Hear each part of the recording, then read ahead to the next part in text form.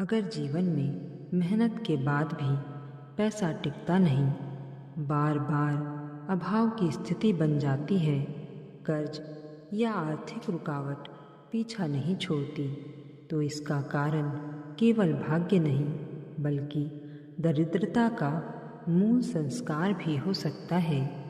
यह मंत्र एक अत्यंत दुर्लभ और प्रभावशाली मंत्र है जो केवल धन आकर्षित नहीं करता बल्कि गरीबी के मूल कारण को शांत करता है। यह मंत्र भगवान विष्णु की उस शक्ति को जागृत करता है जो अभाव को नष्ट करके स्थायित्व और संतुलन प्रदान करती है। श्रद्धा से किया गया इस मंत्र का जाप जीवन में आर्थिक सुरक्षा और शांति लाने में सहायक माना गया है। ओम विष्णवे दरिद्रतानाशनाय श्रीं श्रीं नमः। ओम विष्णवे दरिद्रतानाशनाय श्रीं श्रीं नमः। ओम विष्णवे दरिद्रतानाशनाय श्रीं श्रीं नमः। ओम विष्णवे दरिद्रतानाशनाय श्रीं श्रीं नमः।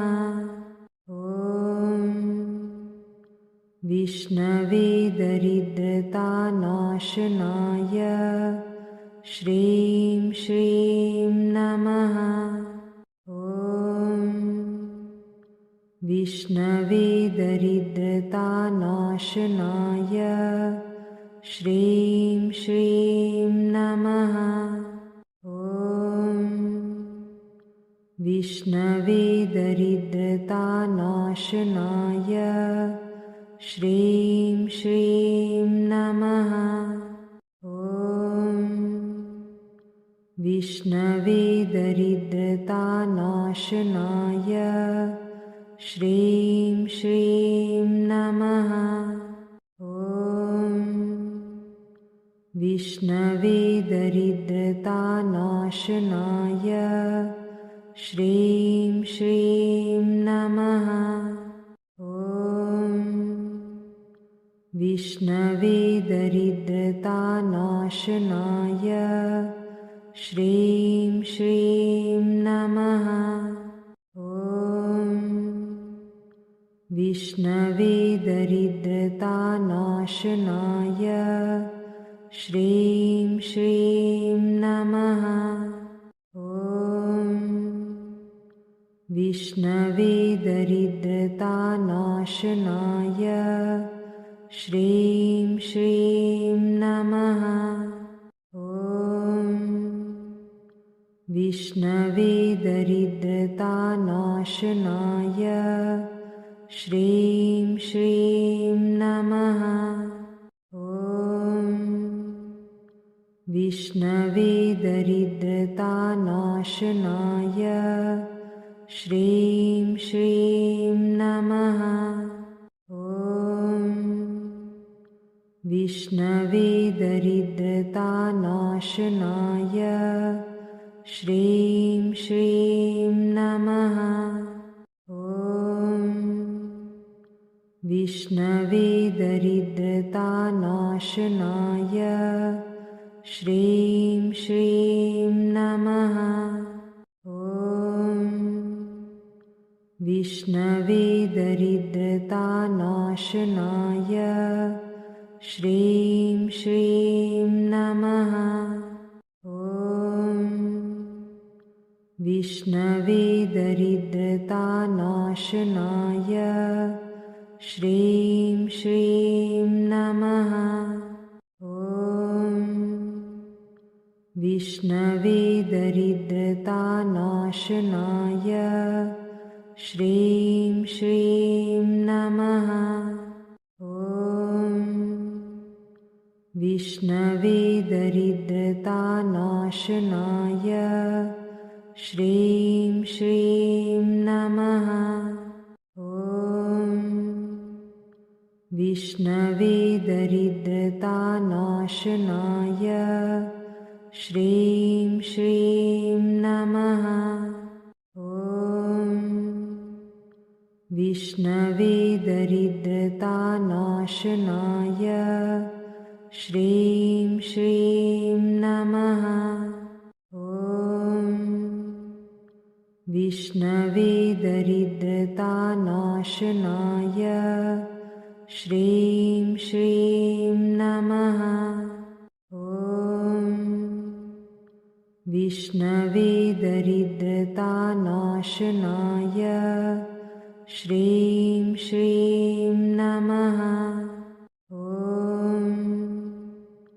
विष्णवे दरिद्रतानाशनाय श्रीं श्रीं नमः। ॐ विष्णवे दरिद्रतानाशनाय श्रीं श्रीं नमः। ॐ विष्णवे दरिद्रतानाशनाय श्रीं श्रीं नमः। ॐ विष्णवे दरिद्रतानाशनाय श्रीं श्रीं नमः। ॐ विष्णवे दरिद्रतानाशनाय श्रीं श्रीं नमः। ॐ विष्णवे दरिद्रतानाशनाय श्रीं श्रीं नमः। ॐ विष्णवे दरिद्रतानाशनाय श्रीं श्रीं नमः। ॐ विष्णवे दरिद्रतानाशनाय श्रीं श्रीं नमः। ॐ विष्णवे दरिद्रतानाशनाय श्रीं श्रीं नमः। ॐ विष्णवे दरिद्रतानाशनाय श्रीं श्रीं नमः। ॐ विष्णवे दरिद्रतानाशनाय श्रीं श्रीं नमः। ॐ विष्णवे दरिद्रतानाशनाय श्रीं श्रीं नमः। ॐ विष्णवे दरिद्रतानाशनाय श्रीं श्रीं नमः। ॐ विष्णवे दरिद्रतानाशनाय श्रीं श्रीं नमः। ॐ विष्णवे दरिद्रतानाशनाय श्रीं श्रीं नमः। ॐ विष्णवे दरिद्रतानाशनाय श्रीं श्रीं नमः। ॐ विष्णवे दरिद्रतानाशनाय श्रीं श्रीं नमः। ॐ विष्णवे दरिद्रतानाशनाय श्रीं श्रीं नमः। ॐ विष्णवे दरिद्रतानाशनाय श्रीं श्रीं नमः। ॐ विष्णवे दरिद्रतानाशनाय श्रीं श्रीं नमः। ॐ विष्णवे दरिद्रतानाशनाय श्रीं श्रीं नमः। ॐ विष्णवे दरिद्रतानाशनाय श्रीं श्रीं नमः। ॐ विष्णवे दरिद्रतानाशनाय श्रीं श्रीं नमः। ॐ विष्णवे दरिद्रतानाशनाय श्रीं श्रीं नमः। ॐ विष्णवे दरिद्रतानाशनाय श्रीं श्रीं नमः। ॐ विष्णवे दरिद्रतानाशनाय श्रीं श्रीं नमः। ॐ विष्णवे दरिद्रतानाशनाय श्रीं श्रीं नमः। ॐ विष्णवे दरिद्रतानाशनाय श्रीं श्रीं नमः। ॐ विष्णवे दरिद्रतानाशनाय श्रीं श्रीं नमः। ॐ विष्णवे दरिद्रतानाशनाय श्रीं श्रीं नमः। ॐ विष्णवे दरिद्रतानाशनाय श्रीं श्रीं नमः। ॐ विष्णवे दरिद्रतानाशनाय श्रीं श्रीं नमः। ॐ विष्णवे दरिद्रतानाशनाय श्रीं श्रीं नमः। ॐ विष्णवे दरिद्रतानाशनाय श्रीं श्रीं नमः। ॐ विष्णवे दरिद्रतानाशनाय श्रीं श्रीं नमः। ॐ विष्णवे दरिद्रतानाशनाय श्रीं श्रीं नमः।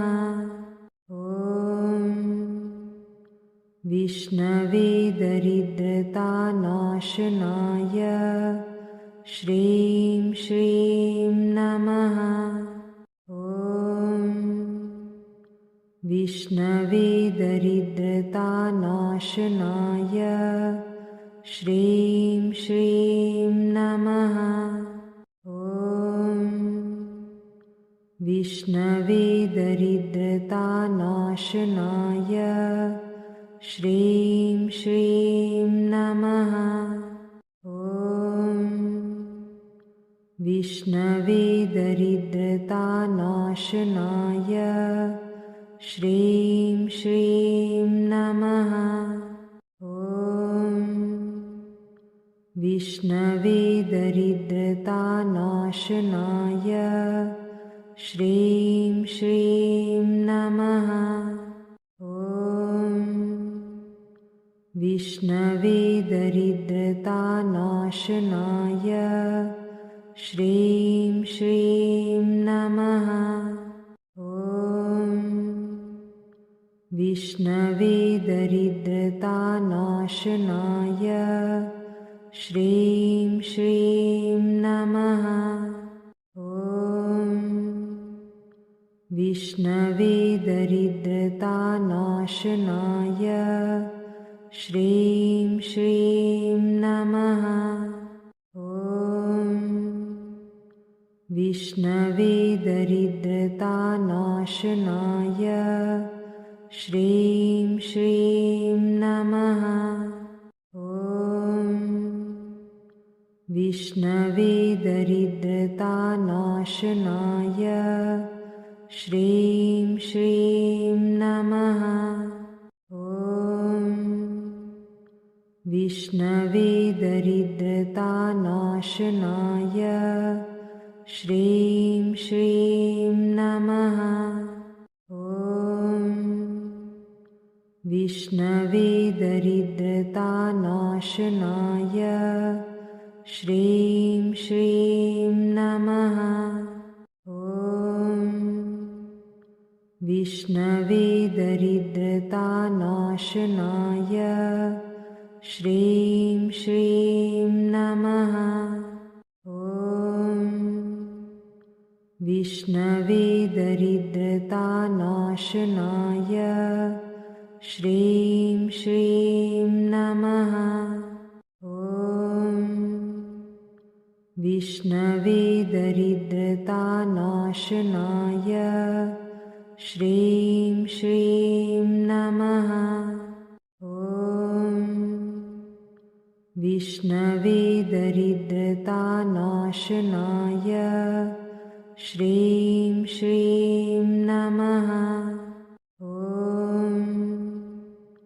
विष्णवे दरिद्रतानाशनाय श्रीं श्रीं नमः। ॐ विष्णवे दरिद्रतानाशनाय श्रीं श्रीं नमः। ॐ विष्णवे दरिद्रतानाशनाय श्रीं श्रीं नमः। ॐ विष्णवे दरिद्रतानाशनाय श्रीं श्रीं नमः। ॐ विष्णवे दरिद्रतानाशनाय श्रीं श्रीं नमः। ॐ विष्णवे दरिद्रतानाशनाय श्रीं श्रीं नमः। ॐ विष्णवे दरिद्रतानाशनाय श्रीं श्रीं नमः। ॐ विष्णवे दरिद्रतानाशनाय श्रीं श्रीं नमः। ॐ विष्णवे दरिद्रतानाशनाय श्रीं श्रीं नमः। ॐ विष्णवे दरिद्रतानाशनाय श्रीं श्रीं नमः। ॐ विष्णवे दरिद्रतानाशनाय श्रीं श्रीं नमः। ॐ विष्णवे दरिद्रतानाशनाय श्रीं श्रीं नमः। ॐ विष्णवे दरिद्रतानाशनाय श्रीं श्रीं नमः। ॐ विष्णवे दरिद्रतानाशनाय श्रीं श्रीं नमः। ॐ विष्णवे दरिद्रतानाशनाय श्रीं श्रीं नमः। ॐ विष्णवे दरिद्रतानाशनाय श्रीं श्रीं नमः। ॐ विष्णवे दरिद्रतानाशनाय श्रीं श्रीं नमः। ॐ विष्णवे दरिद्रतानाशनाय श्रीं श्रीं नमः। ॐ विष्णवे दरिद्रतानाशनाय श्रीं श्रीं नमः। ॐ विष्णवे दरिद्रतानाशनाय श्रीं श्रीं नमः। ॐ विष्णवे दरिद्रतानाशनाय श्रीं श्रीं नमः। ॐ विष्णवे दरिद्रतानाशनाय श्रीं श्रीं नमः। ॐ विष्णवे दरिद्रतानाशनाय श्रीं श्रीं नमः। ॐ विष्णवे दरिद्रतानाशनाय श्रीं श्रीं नमः। ॐ विष्णवे दरिद्रतानाशनाय श्रीं श्रीं नमः। ॐ विष्णवे दरिद्रतानाशनाय श्रीं श्रीं नमः। ॐ विष्णवे दरिद्रतानाशनाय श्रीं श्रीं नमः। ॐ विष्णवे दरिद्रतानाशनाय श्रीं श्रीं नमः। ॐ विष्णवे दरिद्रतानाशनाय श्रीं श्रीं नमः। ॐ विष्णवे दरिद्रतानाशनाय श्रीं श्रीं नमः। ॐ विष्णवे दरिद्रतानाशनाय श्रीं श्रीं नमः। ॐ विष्णवे दरिद्रतानाशनाय श्रीं श्रीं